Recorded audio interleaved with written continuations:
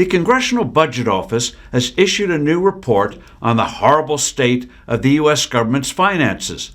But the cures proffered by most experts, raising taxes and cutting entitlement benefits, are wrong.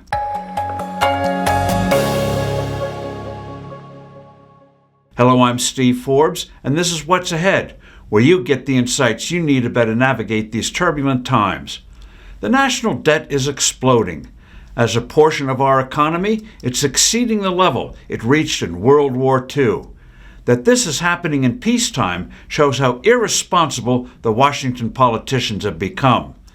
The Congressional Budget Office, the CBO, has just released its 10-year budget forecast. The projections are awful. Revenues will go up nicely, but spending is out of control. The national debt will continue to climb ominously. The cuts the Trump administration achieved in its big beautiful bill last summer and the reduction in the number of federal employees that came from Elon Musk's Doge efforts pale in comparison to the awful negative trends. Observers all point to the same villains: the entitlement programs of Social Security, Medicare, and Medicaid, and the ballooning interest on the national debt. Democrats will also add the big boost President Trump wants for defense, and Republicans will point to the astonishing waste in social spending as exemplified by the amazing fraud being uncovered in Minnesota. Leering centers, anyone? Minnesota, sadly, is hardly alone. And experts fret the CBO's spending predictions may understate the problem. For example, Medicaid spending has blown past what the CBO forecasted in 2022.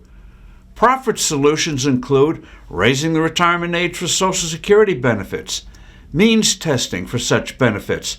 That is, if you are or have been a high-income earner, your payments will be cut or eliminated altogether.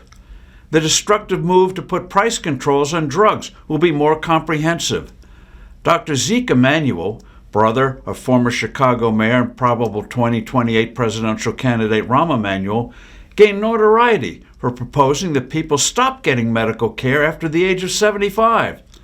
These ideas are profoundly misplaced. To start with, the CBO's projected rate of economic growth is a measly 1.8%. Up that to 3%, and the crisis shrinks dramatically. Get it to 3.5%, and we would be on the course to eliminating the national debt within a lifetime of middle-aged Americans. Are those higher levels of growth unrealistic? Hardly. Despite world wars, depressions, a civil war, and bitter political disputes, we averaged above 3% for over 200 years. What slowed things down in this century is obscenely excessive regulation, a burden on the economy whose cost approached $3 trillion until President Trump began his second term, too high taxes, and a weak dollar. The current administration is attacking destructive regulations and has cut taxes. Now, far more reductions in tax rates are needed, and the White House may yet go in that direction. The Supreme Court will soon be eliminating the growth-hindering tariffs, which are taxes, the president imposed by executive order. That will help the economy grow. The big problem is the dollar. It's weak, and as we should have learned from the weak dollar policy of the George W. Bush administration, that leads to big trouble.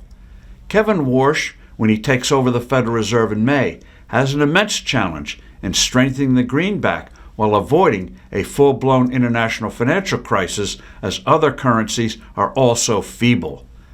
Despite all the wailing, with traditional growth rates, we'll get enough money to meet the obligations of those on Social Security and those who will be going on it in coming years. The problem is with younger people, and the answer there is establishing personal accounts into which a part of their payroll taxes would be deposited. Hopefully, President Trump's baby accounts will soon morph into such a system. As for health care, the answer is to speed up the move to a system where patients control the money, not third parties. In other words, people would have big health savings accounts where they could choose their own policies and doctors and networks. Free markets, which we don't have in most of healthcare, would give us far more at less cost. In short, our undeniable budget mess should be seen as an opportunity to get things positively right, rather than falling for the austerity ideas floating around today. I'm Steve Forbes. Thanks for listening. Do send in your comments and suggestions. I look forward to being with you soon again.